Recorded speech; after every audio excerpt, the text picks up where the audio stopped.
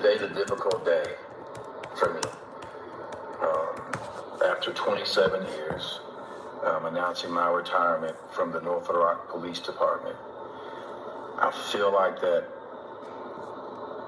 I did not let the community down. I feel like that I did my part. I also feel that the badge did not instill love into me. I instilled love into the badge. I didn't always do it right. I made my mistakes, owned up to those mistakes. After what's transpired the last week in my personal life, I feel like that it's time for me to leave law enforcement and to serve my community in a different capacity. This is a very difficult decision. It's a decision that I made on my own. I'll have some restless nights. It's going to be different, not waking up every morning, putting on my police uniform, getting in that police car, hearing that police radio. It's bad. I'm going to miss the camaraderie from my fellow brothers and sisters in blue. But I had comfort in knowing that today I hang up the uniform, but I don't hang up my heart. So looking forward to going out now and proving to myself. I've said the last several years, you don't have to be a police officer to make a difference in the community. Now, I get to go out and prove to myself and prove to other people that, hey, no more uniform, no more badge, no more police car. I want to go out and see what I can do before June 15th, 1998. Before that, I was giving back as a young adult, as a kid. So the last 27 years, I grew up. The police department helped raise me. I was raised at the police department. I'm grateful. I'm grateful. I have no regrets. The North Rock Police Department gave me many opportunities to flourish, to go out and really be the best that I could be. To any other police officers out there, whether you just started your career or you're furthering your career, regardless of what anybody else says, go out and meet people where they are. Get off the main street. Go out and meet people where they are, off the beaten path. And I still believe that the more time you spend outside of your police car, the bigger difference you'll make. I remember when I first became a police officer, my uncle Don Wooten, who's deceased now, but he was the chief of police in Hot Springs Village. And I remember seeing that uniform and that squeaky gun belt. I remember his Smokey the Bear hat and his shiny boots, and I wanted to make him proud. And I know I made him proud. I know I made my mom proud, my dad proud, my kids proud. But it's with a heavy heart that I announced my retirement effective immediately today. The next few weeks, months, it will be difficult. It really will. Just imagine spending 27 years doing something that you love. And thank you everyone for your prayers, for your support. And I often say that if you show up, make sure you come back. And I've came back for the last 27 years, but I'm not disappearing. I'm not going to hide. There's a good chance you'll see me out tomorrow, back out in the community, but not in a uniform. I'm a civilian now. Thank you so much. Godspeed. All right, fam. Okay, where y'all at with it? Where y'all at with it? So here it is, fam. I know Tommy personally. Met him, and we hit it off right off the bat. Number one,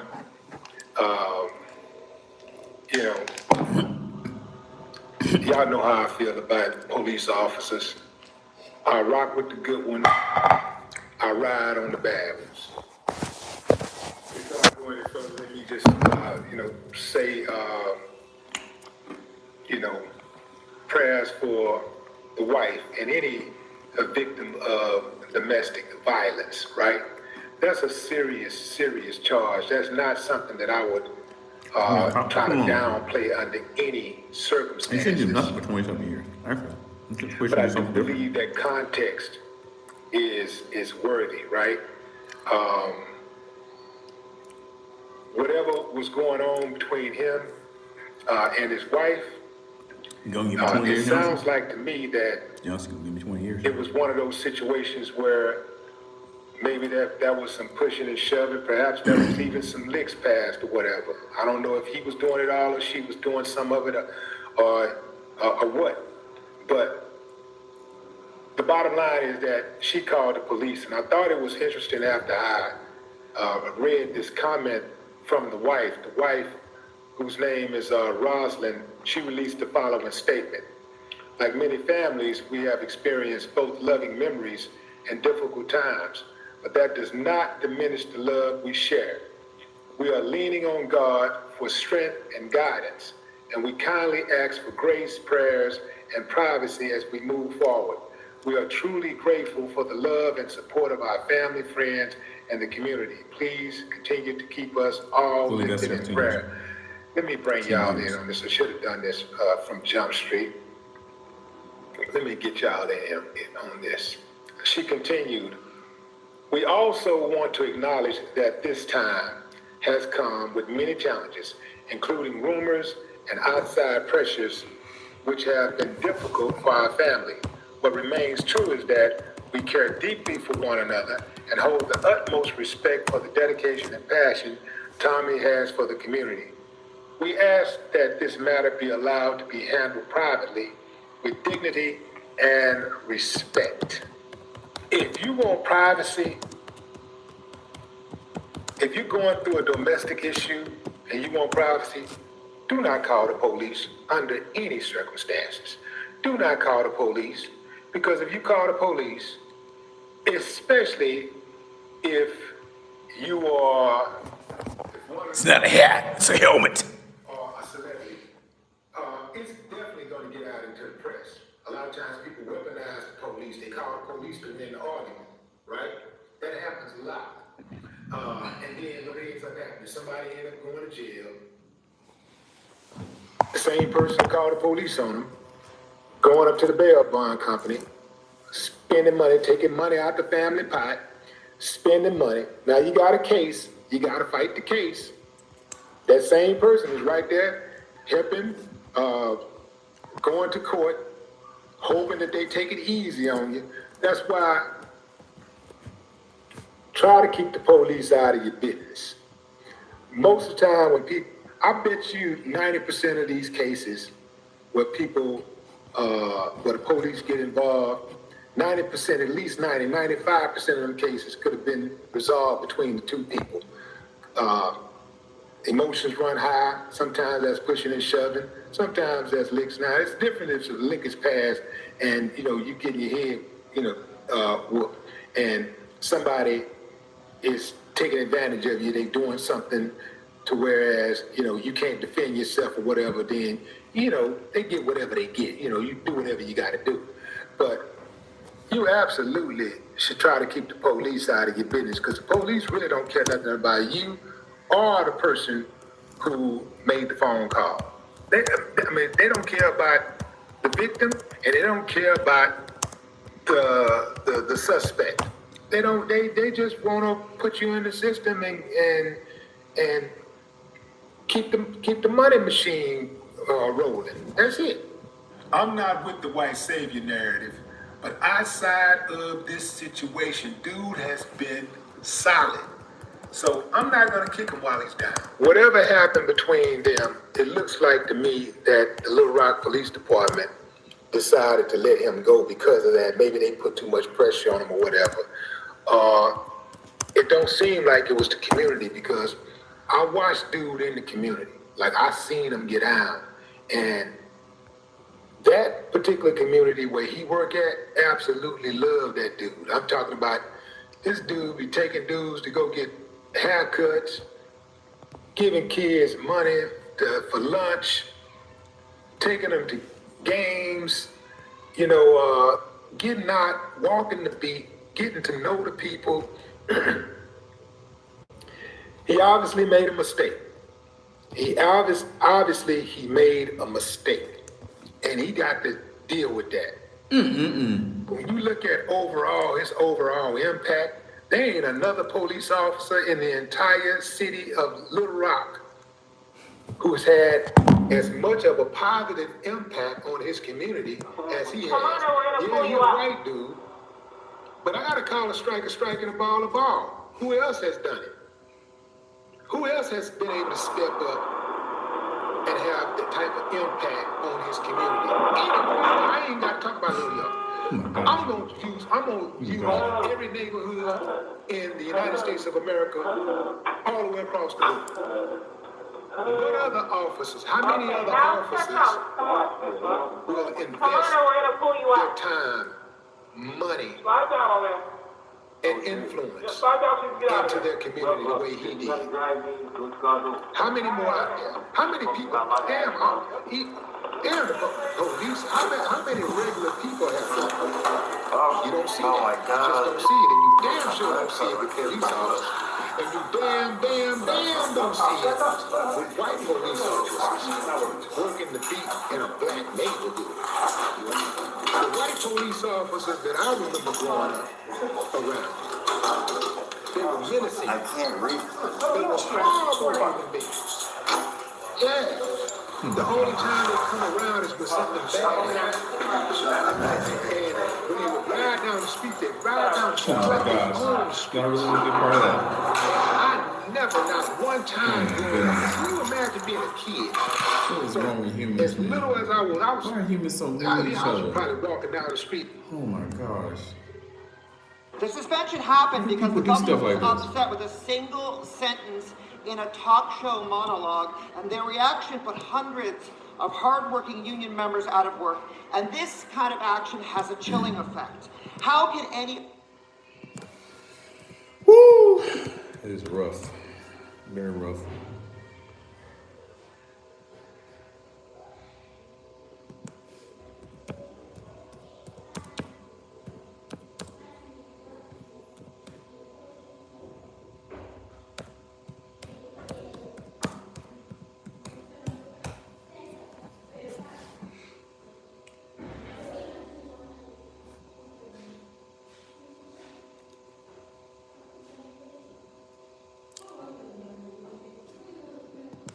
Gosh. All right, my man. Step Wow, right in people there. so mean to each other. All right, step right in there. Good. One leg at a time. One leg. Watch your head. Watch your head, all right?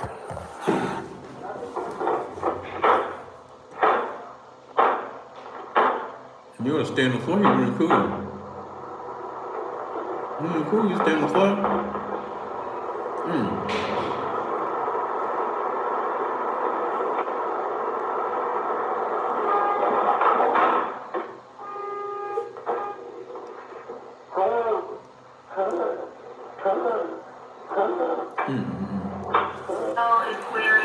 Oh my gosh. I wish there was stuff in I'm there. stopping. I'm going to check you out. What happened? What? You fell. What happened? Can you move at all? I can't move. What? How your leg is all the way up there? Understand me, Mr. Brother. All right, I can't move you, so I have to hold that. I'm going to have to call get an ambulance. Listen, no. Huh? Yes, but understand. Go ahead. I fall. I cannot move my arms. All right, do not move. I can see moving your arm. No. Okay. Look at my hand. I can. All right, hold on. Oh, Oh my gosh. 171. In the world. Can you start a signal one? You gotta be The good. subject You gotta that be the a good van, he guy. said fell inside the van You gotta and be he a can't good guy. move. So I'm on my way to detention right now. So please, can you start me signal one over there? Cox, either we can move you or you can wait till AMR moves you.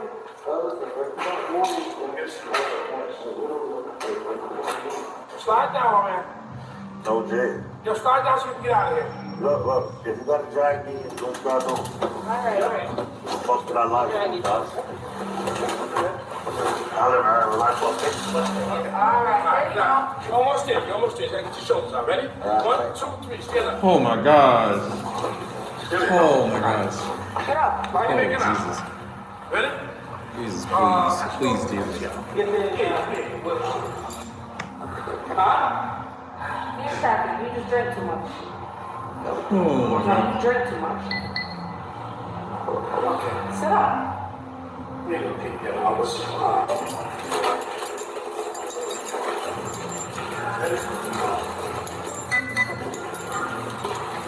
I can't feel shit, bro. Sit up.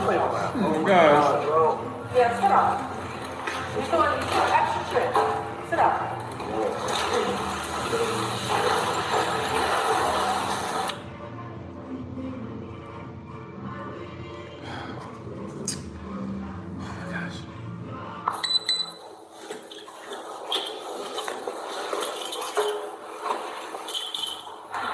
Sit up. What else did you have? Did you have anything else to talk? Listen, no. Yeah, fine. How much? Okay, how much did you have to drink?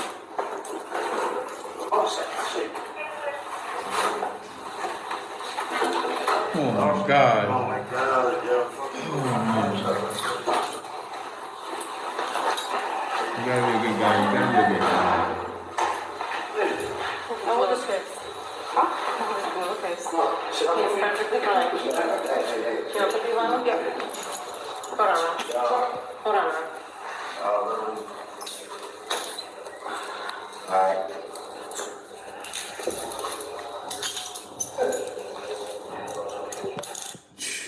He gonna get paid.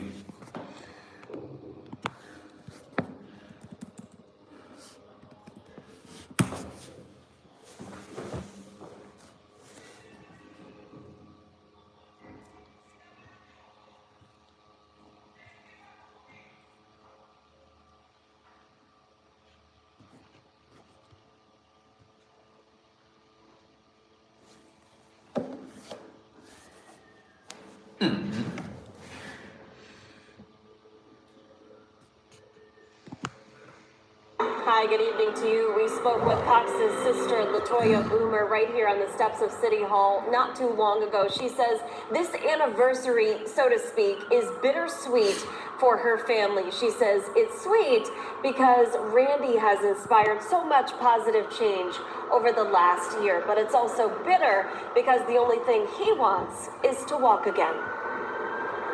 I was shocked and it made me sick to my stomach. It's been exactly 1 year since Latoya Boomer's brother, Randy Cox, was paralyzed while under the watchful eye of New Haven police officers.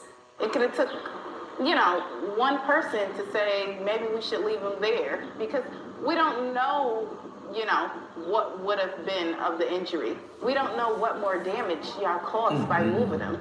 Today, Cox is still paralyzed from the chest down. He spends every day going through physical therapy at a rehabilitation facility in West Haven. He can move his arms, but not his hands or wrists. It's definitely been a roller coaster, but I'd say he's pretty much been in good attitude, I'd say, the last 6 months. And just over a week ago, the news they've been waiting for. The city of New Haven agreed to pay the Cox family $45 million, settling their lawsuit, but still leaving the Cox family feeling unsettled. A message from Randy himself. He appreciates the mayor and the police chief for keeping their word, holding everyone accountable. He's grateful for the money, but he feels like he won't be able to enjoy it. The case, now the single largest settlement in an instance of police misconduct in our nation's history. Leading the charge, world-renowned civil rights attorney Ben Crump.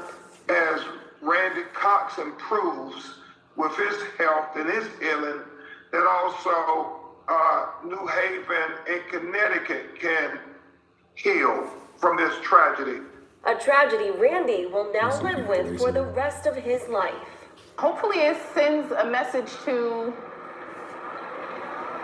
the officers, security guards, mayors, whoever, that you just gotta do the right thing.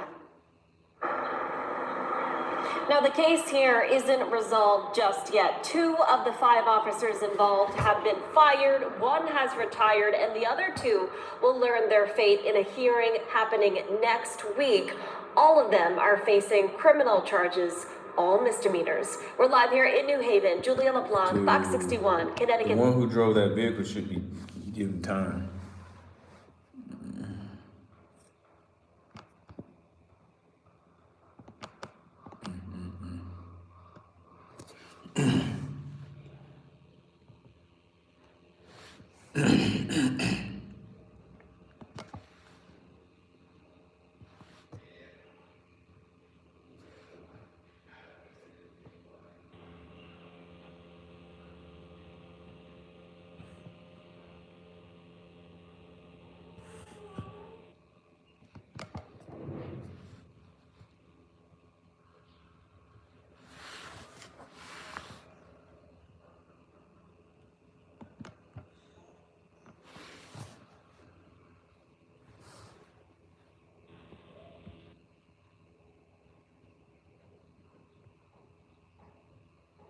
No text of the official physical injury, so.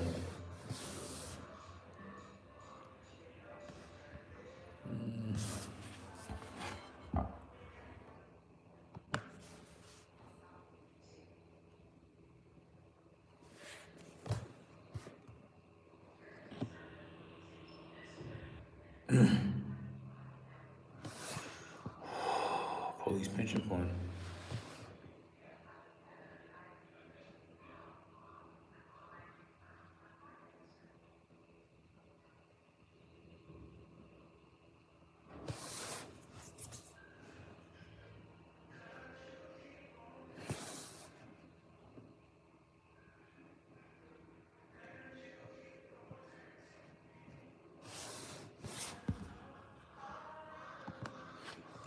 Hi, good evening to you. We spoke with Cox's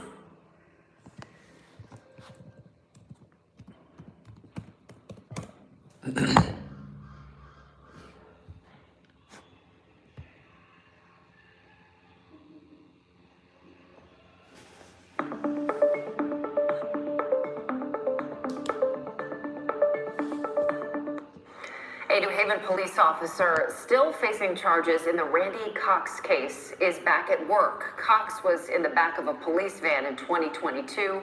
Oscar Diaz was driving it. He slammed on the brakes to reportedly avoid hitting a car. Cox was not properly secured in the van. He hit his head on a metal barrier, leaving him paralyzed. Diaz was fired, but a state board overturned his termination. Diaz is currently assigned to administrative duties. He's charged with reckless endangerment and negligent cruelty.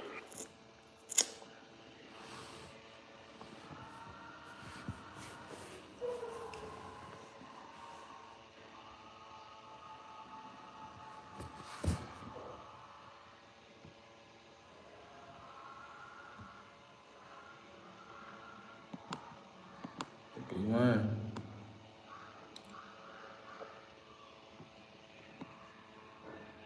He worked 10 years as a cop before retirement.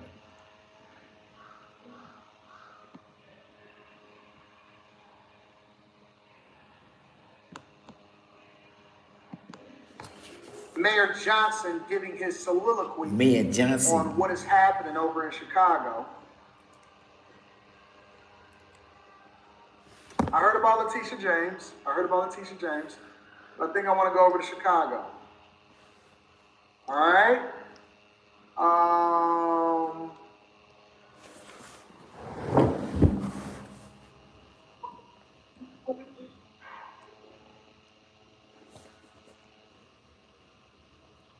A problem in this city for a very long time. Now, my deputy mayor, Gatewood, good paying jobs, they have access to health care, that we can build more affordable housing. That's what I focusing on every single day, and that's the full force of my administration is doing that on a daily basis. Good afternoon. Good afternoon. So following up on your alleged pants on fire moment on WBEZ today with my colleague Prosperity and the ongoing split sentiment as far as sending in troops to federalized military rather, to Chicago. The remaining question that has yet to be answered, because y'all keep running from it like I'm Marianne Akron, is what do you, the Illinois Attorney General, and the governor have to offer in lieu of sending in the National Guard, the 101st Airborne, or what have you, to make Chicagoans feel safe in their communities in real time, outside of reported statistics and so on. I think I would. Whoa! Hey, hold on. The person that's asking the question sounds a little wild. However, when you start paying attention to the full context of the question, he called the mayor out and he said exactly what's going on. He said, listen, the Trump administration is asking to send in the National Guard to stop all crime up in this mother. What are y'all gonna do in lieu of that in order to help the people stop the crime and feel safe? Even though y'all underreporting statistics and y'all playing games in front of our faces. I like that question.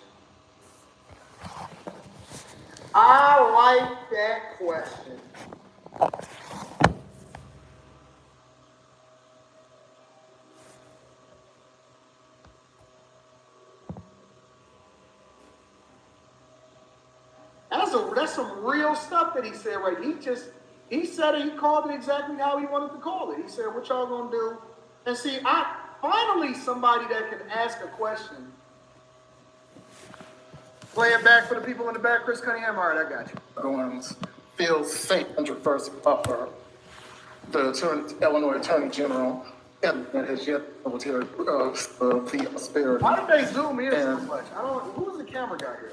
On WBEZ today with my colleague Prosperity and the ongoing split sentiment as far as sending in troops to federalized military rather, to Chicago. The remaining question that has yet to be answered, because y'all keep running from it like I'm Marianne Akron, is what do you, the Illinois Attorney General, and the governor have to offer in lieu of sending in the National Guard, the 101st Airborne, or what have you, to make Chicagoans feel safe in their communities in real time, outside of reported statistics and so on. I think I understand your question. Okay, let me just start with this. How about this? In 1974, there were 970 murders. Okay, 1995, there were 828 murders. Let me look at something really quick.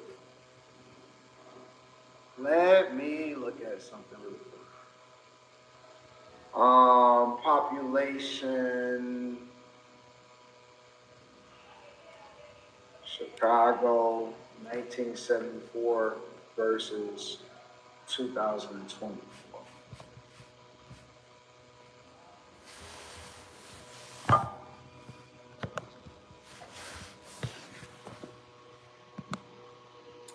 So, one of the things that's important for us to understand is that it has to be additional context that's added into this. So based off of census data, I love AI because it can expedite the process. Population decreased nearly 19, almost 20% between 1974 and 2024. The city was near the end of a long period of population decline, while 2024 was experiencing modest rebound after another decline. 1974 estimate, you had 3.36 million people. 1980, you had 3 million people. 1974, 3.2 million. 2024, you got 2.7 million people. So that's not that bad. It's not really that bad. All right, but you got 20% less people also. Just want to make sure that we all on the same page here. 2016, 778 murders. 2021, 805 murders. This has been a problem in this city for a very long time. Now, my deputy mayor, Gatewood, this is the topic and the work every single day. Why didn't he answer the underreported crime conversation? Why didn't he answer the underreported crime question?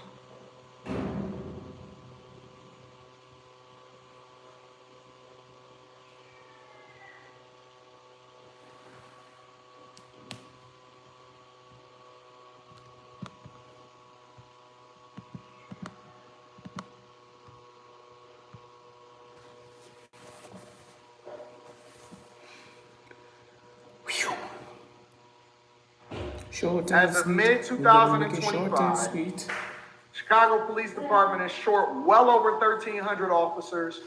Budgetary decisions under Mayor Brandon Johnson can further impact the department's staffing levels.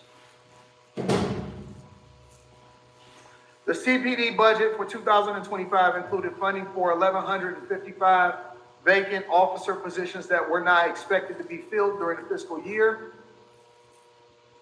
A report from May 2025 noted that Chicago's officer shortage was well over 1,300, placing it among other major U.S. cities experiencing significant police staffing deficits. Mayor Johnson's plan to eliminate some of the police vacancies and reclassify them into civilian positions also contributes to the officer shortage.